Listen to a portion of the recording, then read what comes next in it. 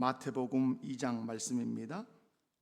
마태복음 2장 1절에서 11절 말씀을 오늘은 한번 저와 함께 교독하겠습니다. 마태복음 2장 1절에서 11절 말씀을 제가 한 절, 여러분이 한 절, 11절 말씀은 다 같이. 헤롯 왕 때에 예수께서 유대 베들레헴에서 나심에 동방으로부터 박사들이 예루살렘에 이르러 말하되 유대인의 왕으로 나신 이가 어디 계시냐? 우리가 동방에서 그의 별을 보고 그에게 경배하러 왔노라 하니 헤롯 왕과 온 예루살렘이 듣고 소동한지라. 왕이 모든 대제사장과 백성의 서기관들을 모아 그리스도가 어디서 나겠느냐 물으니 이르되 유대 베들레헴이오니 이는 선지자로 이렇게 기록된 바 또 유대 땅 베들레헴아 너는 유대 고을 중에서 가장 작지 아니하도다. 내게서 한 다스리는 자가 나와서 내 백성 이스라엘의 목자가 되리라 하였음이니이다. 이에 헤롯이 가만히 박사들을 불러 별이 나타난 때를 자세히 묻고 베들레헴으로 보내며 이르되 가서 아기에 대하여 자세히 알아보고 찾거든 내게 고하여 나도 가서 그에게 경배하게 하라. 박사들이 왕의 말을 듣고 갈새 동방에서 보던 그 별이 문득 앞서 인도하여 가다가 아기 있는 곳 위에 머물러 서 있는지라. 그들이 별을 보고 매우 크게 기뻐하고 기뻐하더라. 집에 들어가 아기와 그의 어머니 마리아가 함께 있는 것을 보고 엎드려 아기께 경배하고 보배합을 열어 황금과 유향과 몰약을 예물로 드리니라. 아멘. 메리 크리스마스. 하나님께 영광. 오늘 여러분 옆에 분들 손잡고 또 그렇게 인사해 봅시다. 메리 크리스마스. 자, 오늘은 예수님 탄생을 기념하는 성탄절이죠. 성탄절이 되면 사람들은 그냥 즐겁기 시작합니다. 요즘은 그 저작권 때문에 이제 캐롤도 거리에서 들려지지 않는 묘한 저는 그게 그냥 일이 아니라고 봅니다. 이 세상에 예수님의 탄생 소식을 잠재우게 하는 사단의 역사라고 저는 분명히 확신합니다. 거리에서 그렇게 많이 들렸던 캐롤들이 들리지 못하도록 잠잠하게 만들어버린 이 세태는 그냥 문화가 아니라 사단의 깊은 관여라고 확신합니다. 그럼에도 불구하고 우리 그리스도인들의 입술과 그리스도인들의 가정과 우리 그리스도인들이 모여있는 교회에서는 예수 그리스도의 탄생을 축하하는 찬송 소리가 쉼없이 울려 퍼져야 될 줄로 믿습니다. 성탄절이 되면 많은 사람들이 즐거워하지요. 그러나 사람들은 왜 성탄절에 기뻐해야 하고 즐거워해야 되는지 그 이유도 모른 채 자기 흥에 겨워서 또 세상 분위기에 젖어서 그냥 이렇게 즐거워합니다. 안타까운 것은 예수 그리스도를 믿는 신자들까지도 성탄의 본래 의미를 망각하고 세상 분위기에 젖어서 성탄절을 보내는 분들도 왕왕 계십니다. 그렇다면 성탄절에 우리가 힘써야 될 일이 무엇인지, 왜 기뻐해야 되는지 살펴보면서 하나님께서 주시는 은혜를 함께 나누기를 원합니다. 말씀을 살필 때 한 분도 빠짐없이 말씀을 통해서 은혜 받는 우리 모든 성도들 되시기 바랍니다. 자, 옆에 분들 손잡고 한번 인사해 봅시다. 말씀을 통해 은혜 받읍시다. 첫 번째 성탄절에 가장 힘써야 할 일은 무엇이다? 경배다. 자, 따라서 합시다. 성탄절에 가장 힘써야 할 일은 경배하는 것입니다. 자, 본문 말씀 보면 동방 박사들이 예수님이 탄생했다는 소식을 이제 접합니다. 탄생할 거라는 소식을 접하고 예수님이 이제 탄생하실 곳을 향해서 이제 가지요. 자, 박사들이 찾아간 곳은 어디였습니까? 왕이 살고 있는 왕궁이 있는 예루살렘이었습니다. 동방 박사들은 예루살렘 왕궁을 찾아온 이유를 이렇게 말합니다. 1절과 2절 말씀입니다. 다 같이 읽습니다. 헤롯 왕 때에 예수께서 유대 베들레헴에 동방으로부터 박사들이 예루살렘에 이르러 말하되 유대인의 왕으로 나신 이가 어디 계시냐? 우리가 동방에서 그의 별을 보고 그에게 경배하러 왔노라 하니 아멘. 자, 2절에 보면 동방 박사들은 예루살렘에 온 이유를 아주 분명하게 말합니다. 뭐 하러 왔다? 우리가 왕에게 경배하러 왔다, 이렇게 말해요. 여기서 말하는 동방이라는 데는 상당히 이 예루살렘과는 거리가 먼 거예요. 여러분이 좀 제가 지도를 좀 보여드리면 좋았겠지만은 지금으로 얘기하면 이란 정도 돼요. 이란에서 이스라엘로 온 거예요. 뭘 타고 왔을까요? 걸어왔을까요? 기차 타고 왔을까요? 아니면 낙타 타고 왔을까요? 그죠? 낙타를 타고 3명이 왔을까요? 여러 명이 왔을까요? 여기서 헷갈릴 거예요. 이제 여러분, 옛날 찬송에 동방박사 3사람 이렇게 나왔는데 그 찬송 개사됐어요. 바뀌었어요. 왜 3사람이라고 했을까요? 황금과 유향과 몰약을 바치니까 3개 바치니까 3사람이라고 생각하는 거예요. 그렇잖아요. 많은 사람들이 이 사람들을 대동하고 동방의 박사들이 온 거예요. 이러든 저러든 동방에서 박사들이 그 먼 길을 찾아왔어요. 그런데 예루살렘으로 온 이유는 거기에 누가 나신다고 했기 때문에, 왕이 나신다는 그 소식 때문에 왔어요. 경배하러 왔어요. 그런데 안타깝게도 번지가 맞아요, 틀려요? 번지가 잘못됐어요. 예수님은 예루살렘 왕궁에 태어나지 않으셨어요. 그래서 그들은 다시 별의 인도를 받아서 결국 아기 예수님이 태어나신 어느 동네, 베들레헴이라고 하는 그 작은 동네에 찾아가죠. 거기서 동방박사들이 한 일이 무엇인지 11절에 기록을 하고 있어요. 그럼 11절 한번 읽어볼까요? 자, 시작. 집에 들어가 아기와 그의 어머니 마리아가 함께 있는 것을 보고 엎드려 아기께 경배하고 보배합을 열어 황금과 유향과 몰약을 예물로 드리니라. 아멘. 여러분, 동방에서 그 먼 길을 왔던 박사들이 베들레헴에 가서 아기 예수님을 만나자 그들이 한 일이 무엇입니까?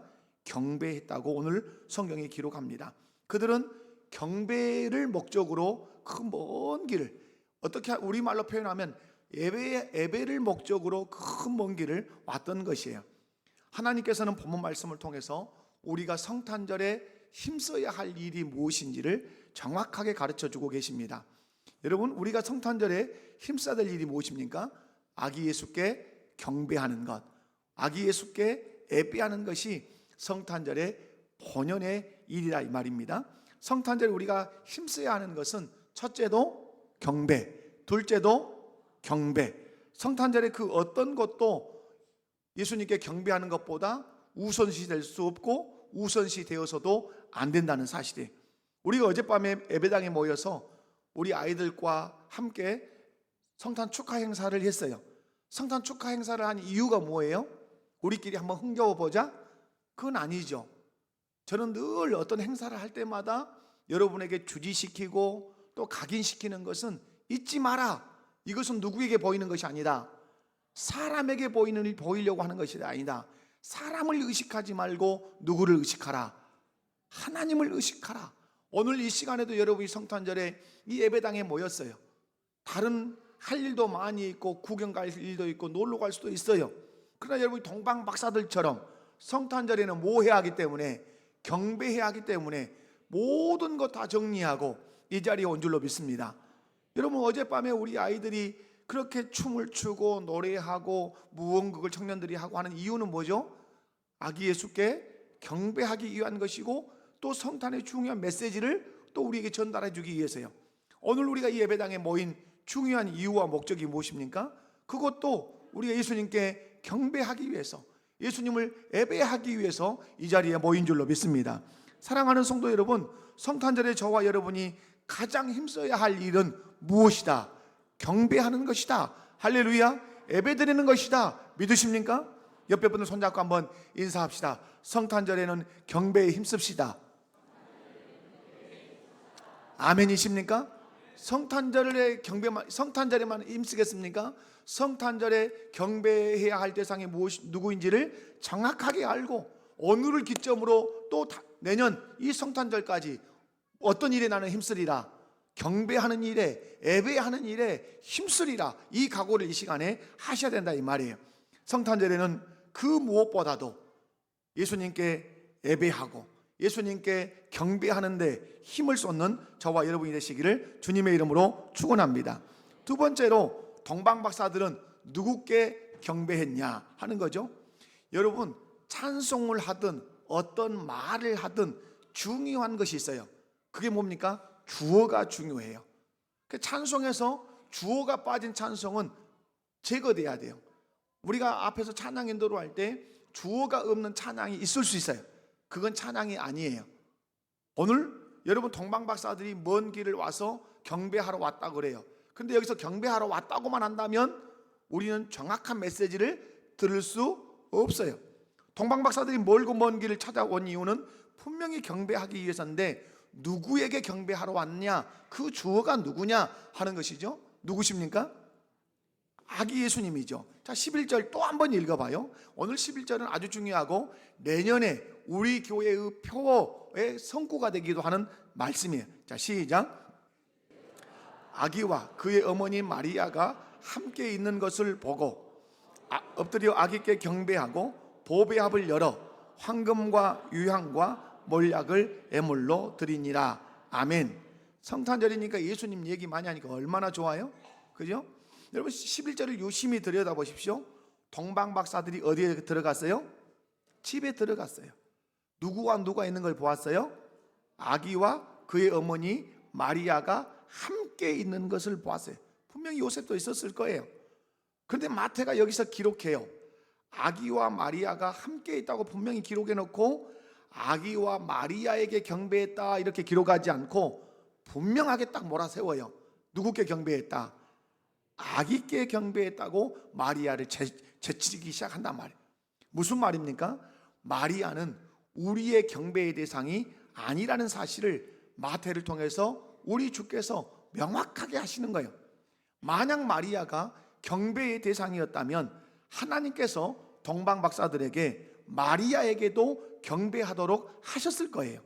그러나 마리아는 경배의 대상이 아니었기 때문에 우리 하나님은 동방박사들로 하여금 마리아에게 경배하지 않게 하고 오직 누구께만 경배하게 했다? 예수께만 경배하게 했다는 사실이에요. 그러므로 로마 카톨릭의 마리아 숭배는 지극히 잘못된 것이에요. 그렇지 않습니까? 그리고 카톨릭 교도들에게 물어보면 우리는 마리아 숭배하지 않는다 그래. 그렇지 않아요. 카톨릭 교리 안에는 철저하게 마리아 숭배가 있고 마리아 중보설이 있어요. 사랑하는 성도 여러분, 오늘 마태는 기록했어요. 하나님은 마태를 통해 기록하게 했어요. 마리아와 함께 예수께 경배했다? 아니에요. 분명히 마리아와 예수님이 함께 있었지만 경배를 기록할 때는 아기께 경배했다. 그러므로 우리의 경배의 대상, 우리의 예배의 대상은 오직 누구뿐이다? 예수뿐이시다. 사랑하는 성도 여러분, 우리가 성탄절에 경배해야 할 대상은 누구십니까? 마리아입니까? 요셉입니까? 동방박사들을 인도해준 별입니까? 우리가 성탄절에 경배해야 할 그분은 오직 예수 그리스도 뿐이신 줄 믿습니다. 그러므로 여러분이 일평생 나는 누구께 경배하리라? 예수께 경배하리라. 나는 누구께 예배하리라? 예수께 예배하리라. 동방박사들에게 예배의 대상, 경배의 대상은 마리아가 아니었어요. 그들을 인도해준 그 밝은 별도 아니었어요. 동방박사들의 예배의 대상, 경배의 대상은 오직 예수 그리스도 뿐이셨습니다. 이 성탄절에 저와 여러분의 경배를 받으셔야 하는 주인공은 오직 예수 뿐이신 줄로 믿습니다. 여러분, 성탄절이 누구 생일이라고 합니까? 예수님의 생일. 그렇다면 성탄절의 주인공은 당연히 누구셔야 합니까? 예수님이셔야 돼요. 그런데 날이 갈수록 성탄절의 주인공이 바뀌어가고 있어요. 제가 아까 서두에도 얘기해드렸던 것처럼 오늘 같은 날은 12월이 되면 그 길거리에서 거리마다 막 캐롤이 찬송이 막 울려 퍼져야 돼요. 그런데 어느 날부터 여러분 의식도 못할 거예요. 아마 어느 날부터 가게에서 카페에서 막 성탄 캐롤이 막 울려 퍼지던가요? 그게 어느 날부터 조용히 사라지고 있어요. 예수님의 오신 소식을 차단하는 거예요. 운동은 늘 말씀드리지만 운동이 일어날 때는, 어떤 운동이 일어날 때는 제일 먼저 앞서서 일어나는 게 뭐예요? 노래예요. 노래. 운동이 일어날 때는 뭐가 일어난다고요? 새마을 운동이 일어날 때는 새마을 운동 노래가 있는 거예요. 5.18 민주항쟁이 있을 때는 5월 그날이 다시 오면 노래가 먼저 생겨나는 것이에요. 예수님의 탄생이 있을 때 이 탄생을 알리기 위해서는 노래가 앞서가는 것이에요. 그 노래를 없애버린다는 말은 예수님 탄생 자체를 부정하고 예수님의 탄생을 숨기려고 하는 이 사단의 깊은 계략이 있어요. 그러므로 여러분의 입술에서 이제 찬송이 막 울려 퍼져야 돼요. 교회에서 캐롤이 막 울려 퍼져야 돼요. 그런데 날이 갈수록 성탄절의 주인공이 이렇게 바뀌는 거잖아요. 산타 할아버지, 어른들은 이제 산타가 누군지도 이제 뭐 기억 안 해도 돼요. 산타는, 그죠? 여러분, 산타 할아버지가 성탄절의 주인공이 돼서는 안 되죠. 그래서 아이들이 크리스마스가 되면 예수님은 기억 못 하는데 누구는 기억해요? 그것도 여러분, 예수님의 자리에 누구를 놓은 거예요? 산타 할아버지를 놓은 거예요. 대체시킨 거란 말이에요. 여러분, 예수님을 기억하지 못하고 예수님을 생각하지 못하고 산타 할아버지를 생각하고 산타 할아버지를 여러분 기다려요. 여러분의 아이들에게 잠을 재우면서 오늘 밤 산타 할아버지가 다녀갈 거야, 이딴 식으로 여러분이 가르친다면 여러분은 신앙에 큰 헛발질을 하고 있는 거예요. 그렇지 않겠어요? 잠을 자고 있는 아이에게, 이제 잠든 아이에게 네가 자고 있는 동안에 누가 다녀갈 거야? 산타 할아버지가 다녀갈 거야. 성경에 있는 얘기예요? 성경이 가르치라고 하는 얘기예요? 천만의 말씀이고 만만의 콩떡이요. 있을 수 없는 얘기요. 예수님에 대해서는 조금도 말하지 않고 산타가 지나갈 거라고. 그리고 얘기가 잠들고 나면 엄마가 산타가 다녀갔다고 선물을 그 머리맡에 놓아두어요. 이 아이의 가슴 속에 선명하게 박히는 것은 누구겠습니까? 성탄절에 나에게 선물을 준 이름도 모르고 얼굴도 본 적이 없는 산타, 그 할아버지는 도대체 누구일까? 이 궁금증만 한층 커지는 것이고, 그 산타 할아버지는 좋은 분, 이럴 거 아니에요? 그런데 이런 행위를 누가 한단 말이에요? 예수 믿는 우리 젊은 부모들이 하는 경우가 많다 이 말이에요. 그렇게 말씀하면 안 돼요. 산타 할아버지는 존재하지 않아. 우리가 기다려야 하는 분은, 우리가 만나야 하는 분은 우리의 죄를 용서하러 오신 그 예수님을 우리가 만나야 돼. 그 예수님을 기다려야 돼. 네가 받고 싶어하는 자동차 선물보다, 네가 받고 싶어하는 그 인형보다 우리 주님이 자기 자신을 주시는 것이 가장 큰 선물이다. 알아듣기 어려워도 설명해주고 가르쳐줘야 돼요. 그것이 왜 가장 큰 성탄의 선물이기 때문에 그렇지 않습니까? 사랑하는 성도 여러분, 이제는 예수님께 그 자리를 찾아드려야 돼요. 예수님이 크리스마스의 주인공이심을 우리 아이들에게 가르쳐 주셔야 돼요. 그래서 이 성탄절에 주인공 되신 예수님께 부모와 함께 우리 아이들이 부모와 함께 정성을 다해서 경배할 수 있도록 우리 아이들 신앙교육을 바르게 시키는 성탄절이 될 수 있기를 바랍니다. 우리가 성탄절에 즐거워하는 이유, 예수님 때문이어야 될 줄로 믿습니다. 성탄절에 노래 부르고 교제하는 이유도 예수님 때문이어야 할 줄로 믿습니다. 오늘 점심에 여러분 교회에서 점심 안 주고 그냥 우리 김종환 장로님께서 케이크를 선물로 주니까 아마 가족끼리 하실 수 있으면 외식도 오늘 한번 주일 아니니까 가서 식당에 가서, 좋은 식당에 가서, 이럴 때 돈 한번 쓰십시오. 한번 손잡고 한번 인사나 해봅시다. 이럴 때 돈 한번 씁시다. 이때 누가 돈 써야 되겠어? 아버지가 써야지. 아버지가 집에 가서 밥 먹지. 이런 아버지는 안 돼요. 그러시면 안 돼. 오늘 가자. 아빠가 오늘 한턱 내마. 제일 분위기 좋은 데가 어디다냐 하고 와서 다 가족들이 모여서 아빠가 대표기도 조용하게 하고 예수님이 오신 이유를 다시 한번 새기고, 그리고 예수님께 감사하고, 그래서 뜻깊은 성탄절을 만들어주는 것도 아빠의 중요한 책임이 아니겠냐 이 말. 또 아빠가 가자는데 또 엄마가 방정을 떨어요. 뭔 돈이 있다고 가자 그랬었어. 그러면 돼요 안 돼요? 그것도 안 돼요. 엄마 아빠가 합력해서 좋은 식당에 가서 가족끼리 오순도순 그 셀카도 한번 다 우리 가족끼리 한번 찍고, 그 2023년 성탄절은 우리 기억의 또 하나의 추억으로 예수님이 우리의 구주가 되신다는 사실을 다시 한번 새기는 그런 날로 여러분 만드셨으면 좋겠어요. 이번 성탄절부터는 성탄의 주인공 되신 예수님께 온 정성을 다해 경배하고 예배하는 우리 목포교회 모든 성도들 되시기를 주님의 이름으로 축원합니다. 세 번째, 그러면 왜 예수님께 경배해야 하냐 하는 것이죠. 여러분, 동방 박사들은 왜 그 먼 길을, 지금으로 얘기하면 비행기 타고 와야 될 거리예요. 그런데 왜 그 먼 길을 예수님께 경배하기 위해서 찾아왔을까요? 도대체 예수님이 누구시길래 예수님께 경배하겠다고, 예배하겠다고 찾아왔을까요? 우리는 그 이유를 본문 3절을 통해서 찾아볼 수 있어요. 자, 3절 한번 읽어보겠습니다. 자, 2절 읽겠습니다. 2절과 3절 시작. 어디 계시냐? 우리가 동방에서 그의 별을 보고 그에게 경배하도록 왔노라. 온 예루살렘이 듣고 소동한지라. 아멘. 유대인의 왕으로 나신 이가 어디 계시냐 하고 어디 와서 물어봤어요? 예루살렘 왕궁에 와서. 그러니까 이제 동방 박사들은 유대인의 왕으로 나신 분이 계신다, 그분께 경배하러 간다. 그러니까 상식적으로 왕은 어디서 살 거다? 수도에서, 수도 서울에, 예루살렘에서 살 거다. 그리고 왕궁에 가서 쿵쿵쿵 유대인의 왕으로 나신 이가 어디 계십니까? 근데 누가 뿌시시 나왔어요? 왕이 나온 거야. 그 왕이 누구예요? 헤롯 왕이에요.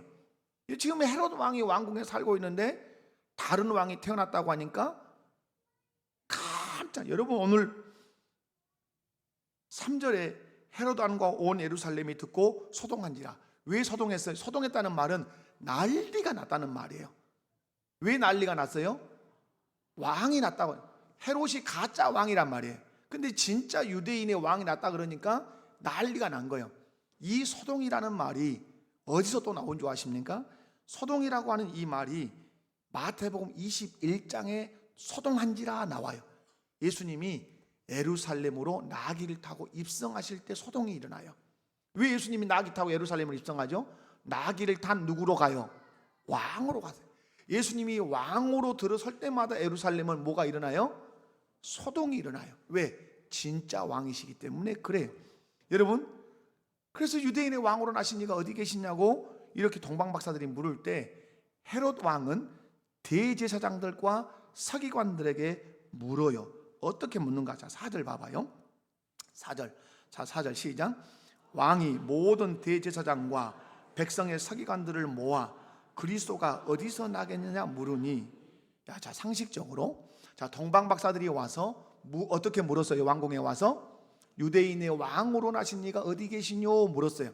그러면 헤롯이 선지자나 아니면 대제사장이나 서기관에게 묻는다면 어떻게 물어야 돼요? 유대인의 왕으로 나신 이가 어디 계시냐 이렇게 물었어야 합당해요. 근데 어떻게 물었어요?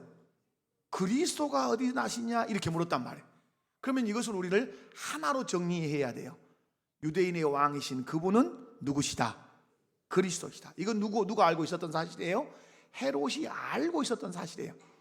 유대인의 왕으로 나신 그분은 그냥 유대인의 왕만이 아니라 그분은 메시아다, 그분은 그리스도라는 사실을 헤롯은 알고 있었기 때문에 정치 지도자에게 묻지 않고 종교 지도자인 대제사장과 서기관에 물은 거예요. 그리스도가 어디서 나시냐. 유대인의 왕, 그가 그리스도라는 말씀이에요. 여러분, 동방박사들 경배하러 온 예수님은 유대인의 왕일 뿐만 아니라 죄인들을 구원할 그리스도이시기 때문에 그 예수님께 우리 모두도 경배해야 될 줄로 믿습니다. 사랑하는 성도 여러분, 예수님은 우리를 죄악 가운데서 구원해 주실 왕이신 줄로 믿습니다. 그리스도이신 줄로 믿습니다. 물론 그리스도라는 말 속에 세 가지가 다 들어있죠. 예수님은 우리의 선지자십니다. 예수님은 우리의 제사장이십니다. 통일이 안 되고 있어요. 예수님은 우리의 왕이십니다. 여러분, 서요리문답을 제가 가르쳤고 하이델베르그 요리문답을 가르쳤고 지금은 웨스트민스터 신앙고백서를 가르치면서 그리고 우리 목회 철학을 가르치면서 예수님의 삼중직을 말할 때 제일 먼저 나오는 것은 무슨 직이다? 아직도 통일이 안 되고 있어요.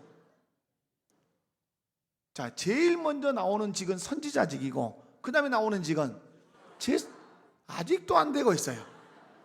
제일 먼저 나오는 직은 무슨 직이고? 선지자, 그 다음에 제사장, 그 다음에 왕. 자, 다시 한번, 예수님은 그리스도십니다. 그리스도라는 말은 예수님은 우리의 그 다음에 왕. 왜 이런 배열을 아무렇게나 말해도 어떤 분은 왕이 제일 먼저 부식이 충만한 말이요. 왕이 제일 먼저 나올 수도 있어요. 우리 마음에는 왕이 제일 먼저 나와야 될 것 같지요. 그러나 여러분, 예수님의 공생의 사역상으로 늘어놓은 거예요. 제일 먼저 예수님이 오셔서 말씀을 선포한 누구셨어요? 선지자셨어요. 그리고 나서 십자가의 제사장으로 죽었어요. 그리고 부활 승천하셔서 하나님 보좌 우편에 누구로 앉아 계세요? 왕으로 계시는 거예요. 그래서 교리서에 항상 통일해요. 선지자, 제사장, 왕. 근데 어떤 분들은 왕이 먼저지. 절대 우리 목복교 성도는 그러면 어떤 사람이다? 무식한 사람이다. 옆에 분들 손잡고 한번 인사해봐요. 무식을 면합시다. 다시 그리스도는 시작. 왕. 야, 그러니까 우리는 그분께 어떠해야 된다? 경배해야 돼. 우리 목복교의 모든 성도님들은 우리의 왕이요 그리스도의 신 예수님께 경배하고 예배하는 복된 성탄 되시기를 주님의 이름으로 축원합니다. 하나 더 있어요. 미안하지만 보통 3번 하고 말이지만은 오늘 성탄절이니까 어떻게 경배해야 되냐 하는 말이죠. 4번째는 어떻게 경배해야 되느냐. 우리가 예배를 드릴 때 태도는 매우 중요해요. 자, 태도. 예배는 뭐가 중요해요? 태도. 제가 그래서 예배 때 종종 기도할 때 바른 태도로 기도하겠습니다. 바른 태도로 찬송하겠습니다. 바른 태도로 말씀을 듣겠습니다. 바른 태도로 예물을 드리겠습니다. 종합해서 바른 태도로 하나님께 예배를 드리겠습니다. 태도는 그분에 대한 존경심을 보이는 거예요. 여러분, 부모님이 말하는데 핸드폰 보면서 다리 이렇게 떨고 있으면 부모님 존경하는 거예요? 아니에요. 부모님의 눈을 쳐다보면서 알아들었으면 고개를 끄덕이고, 이해하지 못했으면 엄마 다시 말씀해 주세요 라고 질문하고, 이렇게 하는 태도는 좋은 태도죠. 여러분이 예배에도 태도가 있어요. 하나님을 사랑하고 경외하고 존경한다면 여러분이 온 마음을 누구께 쏟아야 돼요? 하나님께 쏟아야 돼요. 또 예수 그리스도께 쏟아야 돼요. 오늘 본문 말씀을 보면 동방박사들이 예수님께 경배하는 중요한 3가지 태도가 있어요. 첫 번째 태도가 뭐냐면 기쁨으로 경배했어요. 어떻게 경배했다고요? 기쁨으로. 10절 한번 볼까요? 10절. 자, 시작. 그들이 별을 보고 매우 크게 기뻐하고 기뻐하더라. 여러분, 매우라고 하는 형용사를 썼죠? 크게 기뻐하고 기뻐하더라. 그들은 예수님이 탄생한 그 베들레헴 그 집을 발견한 순간 그들의 가슴 안에 벅찬 감격이 있었어요. 날마다 우리가 이것이 안 되는 것이 한이지 않습니까? 우리가 예배 때마다 매우 크게 기뻐하고 기뻐하며 이 예배당에 온다면 얼마나 복된 일이겠어요. 그런데 우리 자녀들 매우 크게 기뻐하고 기뻐하며 예배당에 오는 것이 아니라 속, 코에 콧대에 뚫어가지고 끌려오듯이 오기 싫은 자녀들, 혹시 우리 남편들 그냥 아내의 성화에 못 이겨서 콧대에 뚫려가지고 그냥 억지로 오듯이 그러시면 안 돼요. 오늘 동방박사들이 예수님 탄생하신 그 집을 볼 때 매우 크게 기뻐하고 기뻐했던 것처럼 예배 드릴 때도 크게 기뻐하고 기뻐하며 예배 드릴 수 있기를 주님의 이름으로 축원합니다. 예배 드릴 때는 기쁨으로 드리는 것이에요. 기쁨으로 드리지 않는 예배, 감격으로 드리지 않는 예배는 생명이 식어버린 거죠. 그런 의미에서 예배의 생명은 무엇이다? 기쁨이에요. 박수 칠 때는 막 박수 치고, 그죠? 하나님 시편 말씀에 하나님 백성들에게 말하잖아요. 박수 치며 영광을 하나님께 올려드려라. 아멘. 그런 의미에서 우리 박수로 하나님께 영광을.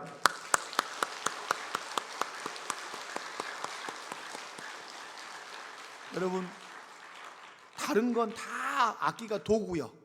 그러나 다른 것 내게 필요하지 않는, 도구로 필요하지 않은 악기가 뭐예요? 손바닥이요. 언제든지. 여러분, 예배의 기쁨, 예배의 생명은 뭐라고요? 기쁨이에요. 여러분 생각해 보십시오. 동방박사들이 유대인의 왕이요 죄인을 구원하러 오신 그리스도를 가장 먼저 만났으니 얼마나 또 기쁘고 감격스럽겠어요. 그러므로 우리 성탄절에 죄인을 구원하러 친히 인간의 몸을 입고 강림하신 예수님을 생각하며 기쁨으로 예배하시기를, 기쁨으로 경배하시기를 주님의 이름으로 축원합니다. 두 번째로는 엎드려 경배해야 합니다. 여러분 11절을 보면 동방박사들이 아기 예수께 어떻게 경배했다고 그래요? 자, 여러분 11절 보면 집에 들어가 아기와 그의 어머니 마리아가 함께 있는 것을 보고 엎드려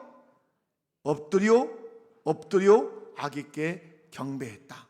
여러분 엎드리려면 해야 되는 태도가 있어요. 엎드리려면 먼저 뭘 해야 돼요? 무릎을 꿇어야 돼요. 여러분 곧 이제 또 구정이 다가올 거 아니에요? 그러면 세배를 하죠. 세배는 엎드려 절하는 것이에요. 근데 그 엎드려 절하려면 자녀가 해야 될 일이 뭐죠? 무릎을 부모님 앞에 딱 꿇고 엎드려야 돼. 무릎을 꿇지 않는 엎드림은 존재하지 않아요. 그 여러분 시편 2편 말씀이 아주 중요해요. 여러분 시편 1편은 모세가 한 말씀이에요. 자, 복습이에요. 자, 시편 1편은 모세가 한 말씀이에요. 복 있는 사람인데 말씀에 대한 그 기록이에요. 말씀. 그러면 2편은 뭘까요? 예배에 관한 말씀이에요. 자, 1편이 말씀, 2편이 뭐? 예배. 자, 이것이 창세기로 소환되어 갑니다.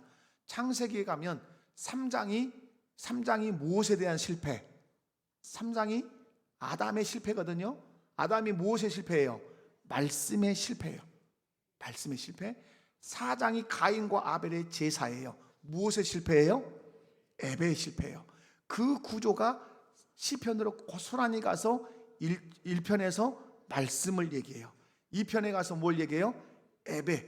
그러니까 성경은 이 두 개의 줄기로 관통해 가요. 그런데 2편에 가면 아들의 발에 뭐하라? 입맞추라. 그렇지 않으면 철장으로 부숴버리겠다. 이 말씀을 해요. 그럼 그 아들이 누구겠어요? 예수 그리스도예요. 예수 그리스도의 발에 입맞추라는 말은 예수 그리스도께 무릎을 꿇어라. 그리고 경배해라. 이런 의미가 있어요. 사랑하는 성도 여러분, 오늘 동방박사들은 아기 예수께 기쁨으로 경배하지만 어떻게 경배했어요? 엎드려 경배했어요. 자, 재밌는 것은 그거예요. 구유에 누인 아기예요. 아기. 예수님은 누구로 태어났어요? 아기. 그러면 동방에서 온 박사들은 누구예요? 어른이에요. 큰 성인이라면 할아버지란 말이에요. 그런데 이 어른이 이 아기께 엎드려서 절을 했어요. 자, 그러면 상식적으로 누가 누구에게 절해야 돼요? 한 대답해 봅시다. 누가 누구에게 절해야 돼요? 아기가 어른한테 절해야 되죠. 그런데 어른이 아기에게 절하는 때가 있어요. 어느 때죠? 그의 권위가 높으면 절해야 돼요. 이것이 하나님의 방식이에요. 아기지만 그가 누구란 말이에요? 왕이에요. 그러니까 아무리 아기여도 그의 권위가 최고의 권위, 왕이란 말이에요. 그러니까 아무리 그가 어른이어도 그 권위 앞에는 무릎을 꿇고 엎드려 절한 것이에요. 그러므로 예수님을 왕으로 믿고 인정한 사람은 기쁨으로 예수님께 경배할 수 있어요. 그러니까 누구만 엎드릴 수 있어요? 예수님을 나의 왕으로 인정하고 믿는 사람만 무릎을 꿇고 엎드려 경배할 수 있어요. 예수님을 그리스도로 믿고 인정한 사람만 기쁨으로 예수님께 엎드려 경배할 수 있어요. 그러므로 오늘 이 성탄절에 여러분이 여러분의 마음을 확인해야 돼요. 예수님이 나의 왕이신가? 예수님 여러분의 왕이십니까? 그렇다면 여러분은 그 예수님께 무릎 꿇고 엎드리기를 기뻐하십니까? 마음의 무릎을 늘 꿇어야 돼요. 예수님이 나의 왕이십니다. 그러면 나는 그분께 무릎을 꿇습니다. 그리고 엎드려 경배합니다. 이것이 진정한 예배고 진정한 경배예요. 마지막 하나 더 살필 수 있는 것은 어떻게 경배해야 되죠? 애물을 드림으로 경배해야 돼요. 동방박사들이 예수님께 경배할 때 11절에 보면 어떻게 경배하죠? 집에 들어가 아기와 그의 어머니 마리아가 함께 있는 것을 보고 엎드려 아기께 경배하고, 중요한 말씀이죠. 그 다음 시작. 보배합을 열어 황금과 유향과 몰약을 애물로 드리니라. 아멘. 자, 제가 헌금계에 넣지 않고 제가 가지고 왔어요. 자, 여러분, 이것이 우리에게, 저는 오늘 여기 감사 제목을 좀 썼어요. 자, 선지자의 제사장이 왕으로 오신 예수님을 경배합니다. 영광을 받으소서 하고 썼어요. 그러면 여러분, 이 헌금이 오늘 우리의 입장에서는 뭐가 돼야 돼요? 박사들이 드린 보배합이 돼야 돼요. 그러니까 여러분이 볼 때 나는 그래도 최선을 다한 보배합을 열었다. 제가 노화도에서 사역할 때 추수감사 헌금이 없어서 저희 결혼 애물을 홀라당 다 팔아서 하나님께 바친 적이 있어요. 얼마나 그것이 기쁜지 몰라요. 왜? 주님께 바칠 수 있는 폐물이 있으니까. 그거 없으면 뭐예요? 아무것도 안 되잖아요. 여러분, 오늘 여러분이 성탄절에 어떻게 감사 예물을 준비했는가를 한번 살펴야 돼요. 저는 교육상 이 말을 꼭 하고 싶어요. 그냥이냐, 정말로 보배 앞을 열어서 가장 귀한 황금과 유향과 몰약이냐. 제가 그래요. 여러분, 10,000원도 귀하다고 제가 분명히 말해요. 그러나 10,000원은 안 되는 거예요. 따지고 보면. 왜? 나는 오늘 감사헌금을 담을 때 동방 박사들처럼 무엇을 담아야 되니까? 보배합을 열어야 되니까. 황금의 보배합, 유향의 보배합, 몰약의 보배합을 열어야 돼요. 그리고 그것을 드리고 엎드려서 경배해야 돼요. 왜 이 보배합을 열이죠? 그분이 왕이실 뿐만 아니라 나는 알아요. 그분이 왜 이 땅에 인간의 몸을 입고 오셨어요? 자기 생명을 십자가에 못 박기 위해서 오셨어요. 누구를 위해서? 나를 위해서. 자기의 생명을 이미 보배합을 열기 위해서 예수님은 오신 거야. 그 사실을 안다면 우리 그리스도인들이 성탄절에 감사할 때 의미를 알고 감사헌금을 해야 돼요. 아멘이십니까?